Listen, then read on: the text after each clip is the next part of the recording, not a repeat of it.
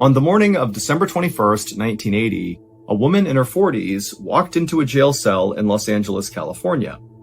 Now, in this jail cell already was another inmate. Her name was Etta Louise Smith. She was 32 years old, and at the time, she was laying on one of the benches inside of this cell. Etta had actually been in jail for 4 days leading up to this moment. The police were sure Etta had something to do with the savage murder of a nurse in the area, but they really didn't understand what role she had played. In fact, virtually everything about Etta was very confusing to police. And Etta herself was not really doing herself any favors because she wasn't really explaining how she had the information that she had. Now, Etta had already gone through a 10-hour-long interrogation, which led police nowhere. She had undergone a polygraph test, which didn't lead to any new answers. And she had also undergone a thorough strip search. She had been kept without food for 24 hours at one point. She had been left in this cold jail cell without shoes for 4 days. But she just wouldn't crack. She would not confess to playing a role in this murder. And so this was why police on this day had decided to go another route to get information out of Etta. That woman in her 40s who had just walked into Etta's jail cell was pretending to be an inmate, but in reality, she was an undercover cop. And her job was to go into this jail cell, befriend Etta, win her trust, and see if maybe then Etta would begin revealing information about what she had done. And so after this undercover cop walked into the jail cell, the jailer shut the door behind them, closing in the undercover cop and Etta. And at this point, Etta was woken up by the noise and she sat up on her bench and she looked over at the undercover cop. And the cop, she was immediately struck by Etta's appearance. Etta did not look like a murderer. She was this little, slight, totally unthreatening person who really just looked like a suburban mom who maybe had a white-collar job. But the undercover cop also knew that appearing to be totally harmless was a great cover for being a murderer, and so this could all totally be an act. And also, to this undercover cop, it just seemed like Etta was way too calm and collected given her circumstances. She is effectively wanted for murder, and the police are putting so much pressure on her to get her to speak about it, and she's just laying down sleeping in her cell making no big deal about it. But the undercover cop maintained a very neutral persona, and she sat down, and at some point she asked Etta, hey, what are you in here for? And Etta, she kind of just looked down and smiled for a second. And then when she looked back up at the undercover cop, she said, you're never going to believe me. The undercover cop at this said, oh, come on, how bad could it be? Tell me what's going on here. Why are you in here? And it was at this point that Etta would say something that nearly caused the cop to break character. Because Etta, she would say, well, I'm pretty sure this is going to be a movie. Now, the undercover police officer tried to be as neutral as possible as she's hearing this, but in her mind, she's like, okay, well, I clearly just discovered Etta's motive for being involved in this murder. Etta wants to be famous. She wants this made into a movie where she's the star.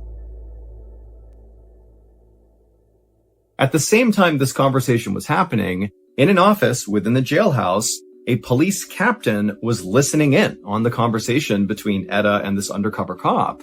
And when he listened to Etta talk about wanting to turn her story into a movie, he just shook his head in disgust. Because Etta had just brought police to the location of the body of 31-year-old Melanie Uribe, a local nurse who was robbed and savagely beaten to death and then dumped in a canyon behind a bush. And now here Etta was talking about how she could get publicity around this terrible, horrible crime. It just did not sit right with the captain. And so as the captain was sitting there kind of watching this conversation transpire between the undercover cop and Etta, the captain was beginning to form a theory of what actually happened to Melanie Uribe and how Etta played a role in her murder. His theory went like this. 6 days earlier, the victim, Melanie Uribe, had left for her shift at the hospital in Burbank, California, which is a suburb of Los Angeles, but she had never arrived for her shift. And so when her colleagues had noticed her absence, eventually the police were called and a search was launched to find her. But after 48 hours, the police had not found Melanie and there were no signs as to what happened to her. She had just vanished. And it was at that point, 2 days after Melanie had gone missing, that Etta just showed up at the police station and said she knew where Melanie was. And so the detective who was talking to Etta at the time when she came in and said this, he brought out a map and he said, okay, point to where she is. And Etta had immediately pointed to this area on the map called Lopez Canyon, which was about 25 miles away from Los Angeles. And she would tell the detective that, yeah, Melanie is somewhere right in there. When the detective asked Etta, how do you know this? Etta would say she just knew. And then when the detective followed up and said, Etta, this is pretty incriminating that you're telling me you know where someone's body is. What's motivating you to come and say this to me? And Etta would say that her conscience was weighing on her terribly and she just had to go to police.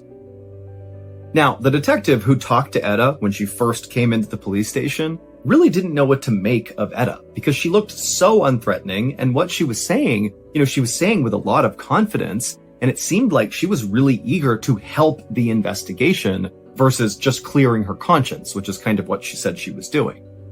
And when the detective looked into who Etta was, he discovered that she had a great job. She worked at an aerospace company in Burbank, California, and she even had governmental clearance. And so this woman clearly has been vetted by the government and by high-level companies, and she's passed the tests. But at the same time, the detective knew there was no good reason for why Etta would have this information, the location of a dead body. I mean, either she's just wrong and there is no body there, or if the body's there, the most likely scenario is that Etta was involved in killing this person or disposing of their body, or maybe both. So the detective said to Etta, hey, come back tomorrow and we'll take a police helicopter, we'll fly out over that canyon, and we'll see if we can find Melanie's body together. And so Etta said, okay, sounds good. She turned and she left.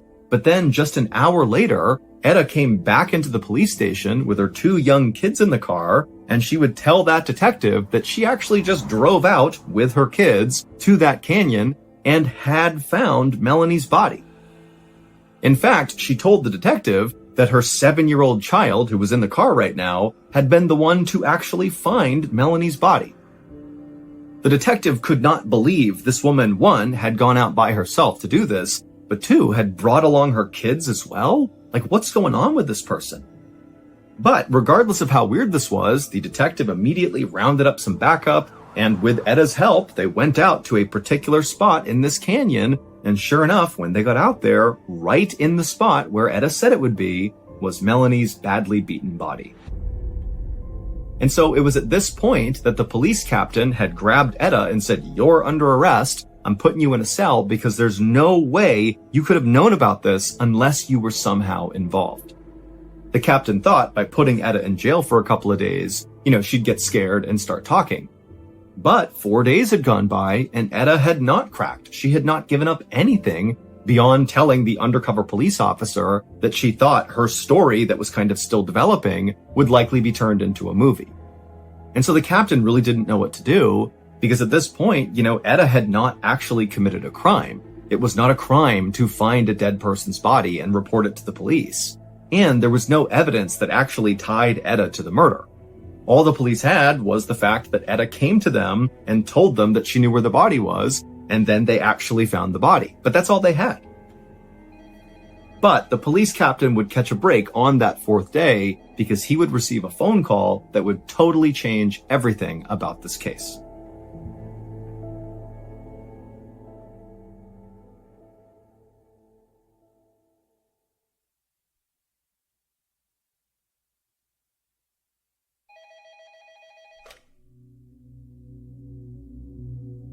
It would turn out on December 17th, 1983, so the same day that Etta would go into the police station to report that she knew where Melanie Uribe's body was, well, on that day, Etta was at work listening to the radio and filing some paperwork. And as Etta listened to the radio, the local newscaster was talking about Melanie Uribe and how she was missing. And the newscaster talked about how police had found her truck and it was parked on this dead-end street, and that police were searching nearby residences to see if maybe they knew what happened to Melanie. But as of right now, there really was no new leads. They did not know where Melanie was. And it was right around this point that Etta's listening to the news about Melanie that Etta heard a voice in the room she was in. And the voice said very clearly to Etta, "She's not in one of those houses." And Etta immediately, when she heard it, she turned around wondering who the heck was in here, who's talking to her, but there was nobody else in the room. And then it was like immediately there were these flashes of images in Etta's brain that she had no idea what they meant, but it was a succession of a dirt road and then a bush and then something white, a nurse's shoe. And Etta very clearly saw these three images. And it was right then that Etta thought, I know where Melanie Uribe is. And so she sat there wondering what to do, and then finally thought, I have to go to police, as crazy as this sounds. And so she hopped in the car and she drove to the police station and she said, I don't know how, but I do know Melanie Uribe is right there in that canyon. But when the police had said, come back tomorrow and we'll go out and look for her, Etta just couldn't wait. And so she had gone with her kids, driven out to the canyon that she had seen in her mind. And sure enough, when she got out there, she found the dirt road that she had seen. Then she found the bush that she had seen. And then with the help of her kids, they found the white nurse's shoe. And it was right near Melanie's body. Which meant that voice that Etta heard and the vision she had all been real. The phone call that the police captain received on the fourth day that Etta was sitting in jail and talking to the undercover cop, the phone call that changed the whole case, well, the phone call was from another police officer saying they had just arrested 3 men who were caught bragging about beating and killing Melanie Uribe, and they had confessed and they were now being held in jail. And so clearly, Etta did not commit this murder, and so even though it made no sense that she just knew where this body was, the police had to release Etta the same day, so she was released, and then ultimately the 3 men who confessed to killing Melanie Uribe, they would be found guilty, and they would each be sentenced to life in prison. 6 years later, Etta would sue the police department, and she would win the lawsuit because the jury on that case absolutely believed that Etta really did have a psychic vision that led to the discovery of Melanie's body. Etta would never go on to make a movie about her story, and in fact, when she was asked later on about why she said that during her conversations with that undercover cop, Etta would clarify that she didn't say that she wanted to make a movie, but rather she said to the undercover cop something to the effect of, it feels like I'm living out a bad movie. And so that was kind of misconstrued by police into her saying, I want to make a movie about this. She didn't and has never made a movie and in no way has sought out any fame or recognition for what happened.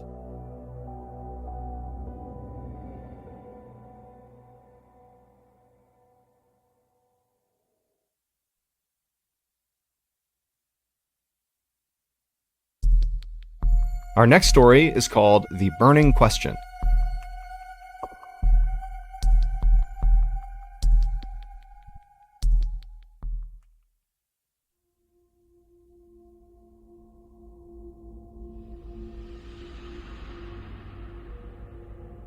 On the afternoon of December 15th, 1997, a brand new mother named Luz Cuevas sat on her couch in her little apartment in Philadelphia, Pennsylvania, cradling her beautiful 10-day-old baby girl who she had named Delamar Vera.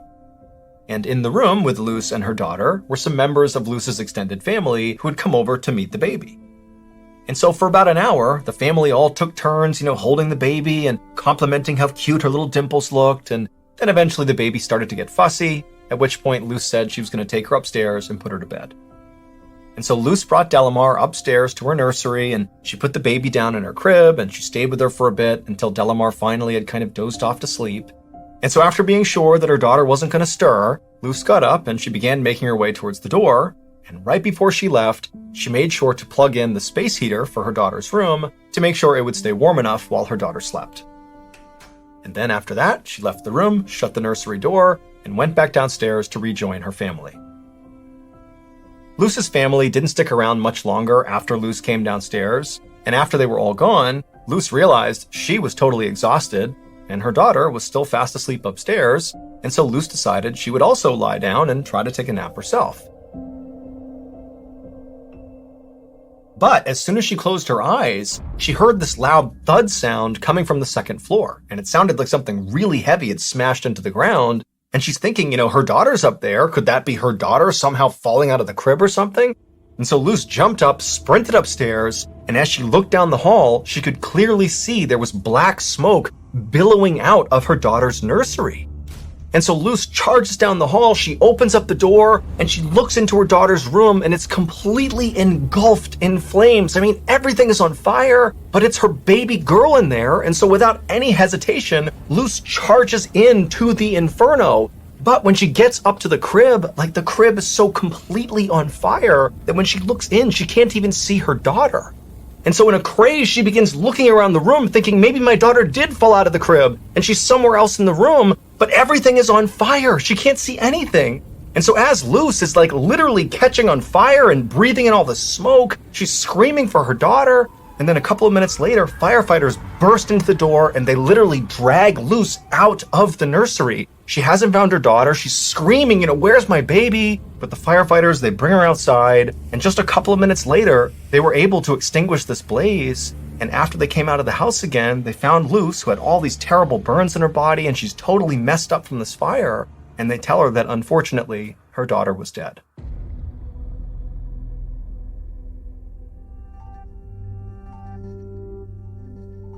After Delamar's death, Luce's life completely fell apart.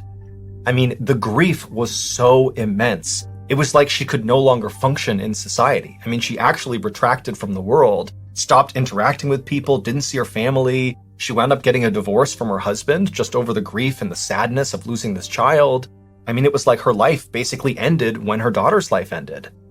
But on top of that, Luce also felt this incredible sense of guilt because after the fire, the investigators told her that the cause of the fire, although not conclusive, was very likely from that space heater she had plugged in right before she had left the room.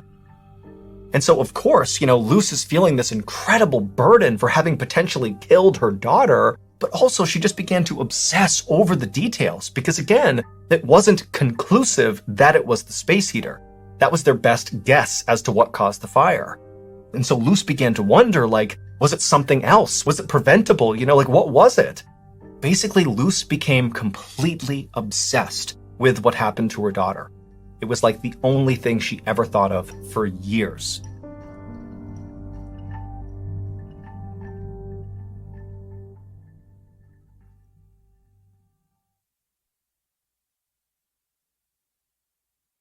Fast forward to January 24th, 2004, so 6 years after the fire.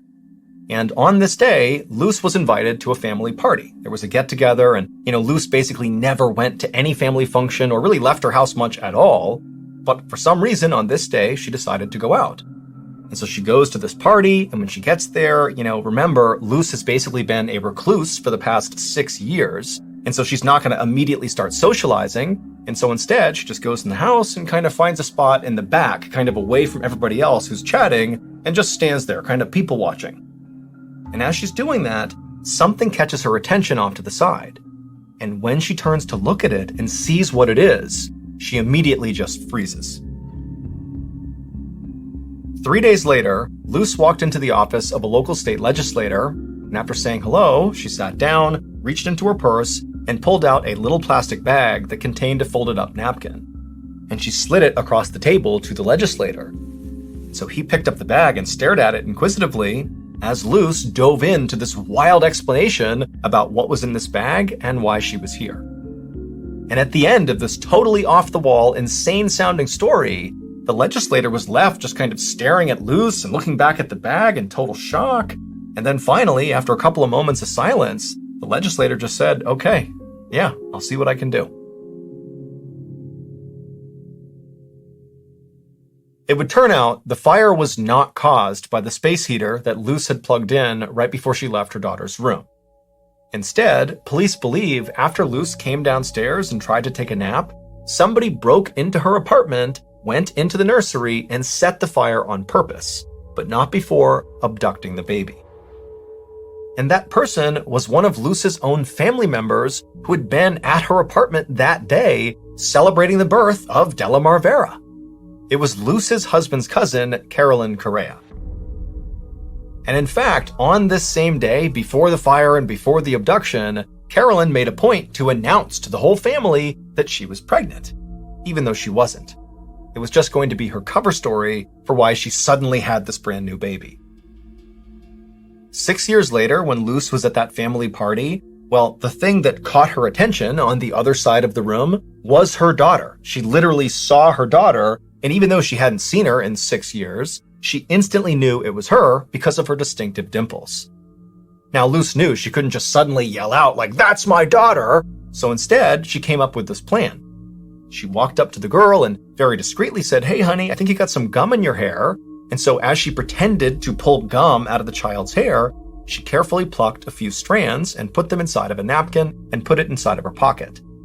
And then 3 days later, she brought that hair inside of that plastic baggie and she gave it to the legislator and basically said, "Here's what I think happened. I think she stole my kid. Can you test it for DNA to prove that girl is my daughter?" And the legislator was like, "Okay, I'll give it a shot." And lo and behold, that hair would prove that girl at the party was her daughter. She did not die in that fire. Carolyn Correa was sentenced to 9 to 30 years in prison for abduction. She originally had an arson charge against her as well, but investigators could not actually prove how the fire started, and so they ultimately dropped those charges. Officials also launched an inquiry into how the fire department had handled the original investigation, because Luce had tried to convince fire officials that, maybe her daughter had not died in the blaze, maybe she was just missing, because when Luce went into the nursery, she claimed she couldn't even find her daughter, but investigators had told her that the fire had burned so hot that basically her daughter had been totally incinerated, and that's why she couldn't find her. In the end, though, because of her refusal to ever give up, Luce was ultimately reunited with her daughter, Delamar.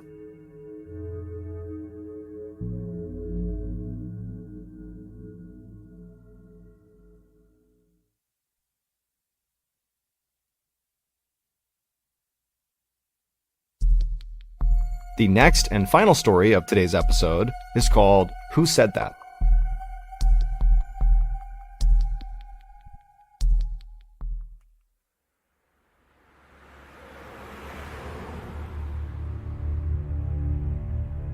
At 12:30 p.m. on March 7th, 2015, a police officer named Tyler Beddoes, along with his partner, were driving in his police cruiser near the Spanish Fork River in Utah when suddenly a police dispatcher came on over the radio. And this dispatcher was speaking very urgently and said, "Hey, a fisherman has just called in to say that he spotted what looks like an upturned SUV partially submerged in the Spanish Fork River right underneath the bridge. And whoever is closest to this bridge, get over there and see if there's anybody inside the vehicle that can be saved."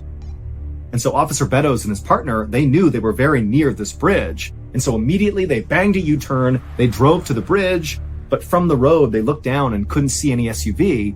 But they saw there were some firefighters and paramedics that were also converging at the spot on the road, and everybody's getting out and running down to the riverbank. And so Beddoes and his partner did the same thing. They got out and they ran down.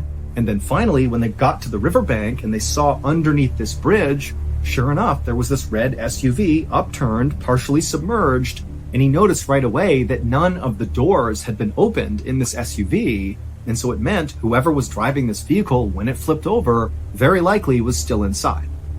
And so Officer Beddoes and his partner and the other first responders just jumped into this icy cold river and began making their way closer and closer to this upturned SUV, which again, it's not fully submerged. It's like a third of the way underwater. So if you were sitting in the seat inside of this vehicle and you were an adult, your head would basically be in the water if you were still strapped into the seat. And as they're making their way towards this SUV, when they got close enough, they began hearing a woman inside of the vehicle screaming, "Hey, we're in here! Come over here, help!" But when Officer Beddoes and the rest of the first responders actually reached the SUV, the water was so murky and it basically completely covered up the windows that they weren't really able to look into the vehicle. They could just hear this woman yelling, but that was it. And then when they tried to open up the doors, they couldn't do it because the roof had begun to cave in, and so the actual framing of the door wouldn't open. And so all these first responders, it's like their adrenaline's pumping and they're like, "Come on, we gotta push this thing up onto its side so we can get in."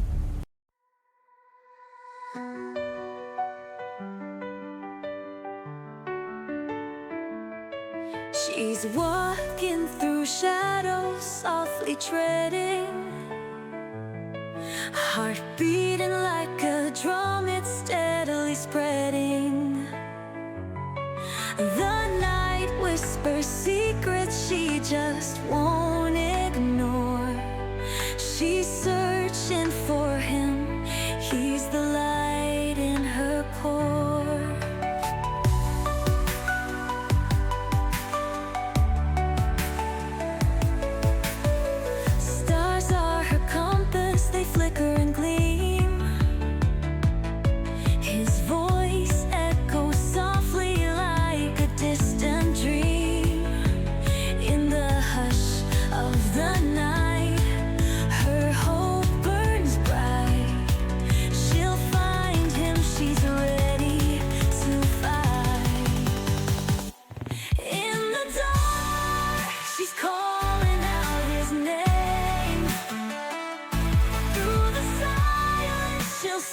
make her play. Loves her guide in this endless black. She knows he'll find his way back.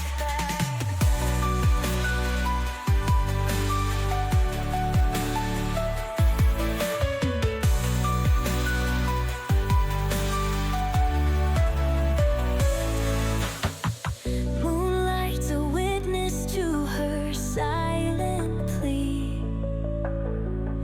Empty streets hold. And so all these first responders are pushing, and slowly but surely they began to raise the side of this vehicle up until the windows suddenly were clear, and Officer Beddoes and the others were able to look into the car, and they saw there was a woman in the driver's seat, and there was a baby in a car seat dangling upside down in the back seat, still strapped in.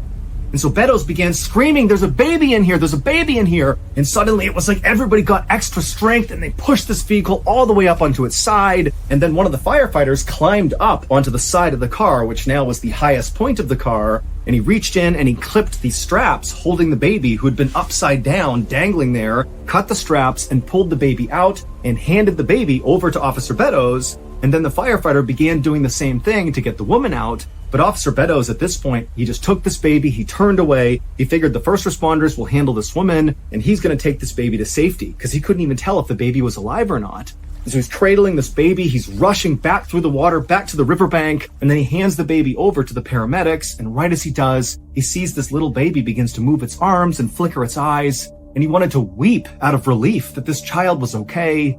They put the baby onto a stretcher, they put the baby in the ambulance, and they whisked the baby away to the hospital where this baby would survive.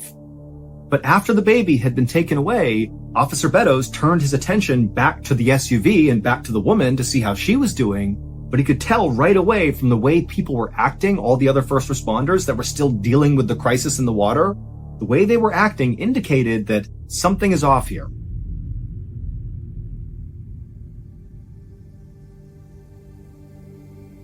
Well, it would turn out 14 hours earlier, so at around 10 p.m. the previous night, a 28-year-old woman named Jennifer Gorsbeck had just left her father's house in Salem, Utah, and in her car was her little 18-month-old baby, Lily, who was in the back seat. And after Jennifer pulled away from her father's house and her father's on the porch waving to her, she began driving towards her home.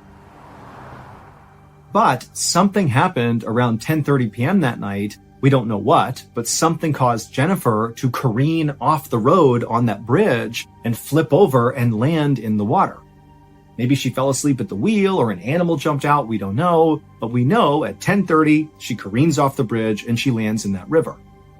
And then for 14 hours, she and her baby remained upside down in that river. Until finally, Officer Beddoes and the other first responders came rushing over to open it up and get them out of there. And if you recall, all the first responders, Officer Beddoes included, heard Jennifer screaming that they were in the car, "Come save us, please." But what they would find out is that could not have been Jennifer, because Jennifer was killed on impact when the car fell into the water. Only Lily survived the crash, and then Lily, who's nearly hypothermic and she's upside down with water like 2 inches away from her head, for 14 hours she dangled there. And when she was pulled out, according to doctors, was like a couple of minutes before she would have died from hypothermia. And so without that voice, Lily almost certainly would have died, because it was the sound of that voice that really encouraged all these first responders to find the strength and get that car up on its side and then get the baby out of there. We don't know whose voice that belonged to, but for sure, it saved Lily's life. And again, baby Lily would make a full recovery, and to this day, Officer Beddoes and the other first responders, they know what they heard, and they do not have an explanation for it.